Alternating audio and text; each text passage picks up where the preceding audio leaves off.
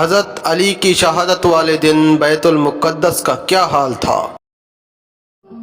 شروع اللہ کے نام سے جو سب پر مہربان ہے، بہت مہربان ہے۔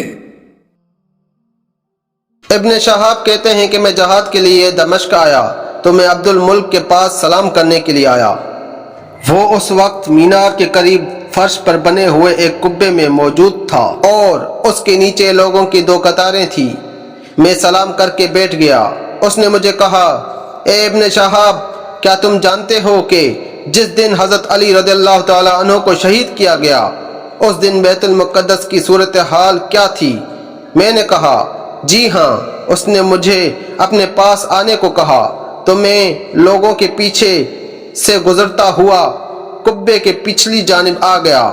اس نے اپنا چہرہ میری طرف کیا اور بہت شفقت کے ساتھ کہنے لگا، کیا صورتحال تھی؟ میں نے کہا، بیت المقدس کی جو بھی اینٹ اٹھا کر دیکھتا جاتا اس کے نیچے خون ہی خون ہوتا۔ اس نے کہا، اس وقت دنیا میں تیرے اور میرے علاوہ اور کوئی شخص ایسا نہیں بچا جس کو اس بات کا علم ہو، لیکن اب تم یہ بات کسی کو بیان مت کرنا۔ چنانچہ عبد الملک کی وفات تک میں نے یہ بات کسی کو نہ بتائی۔ المستدرک الحکیم، حدیث نمبر 4591۔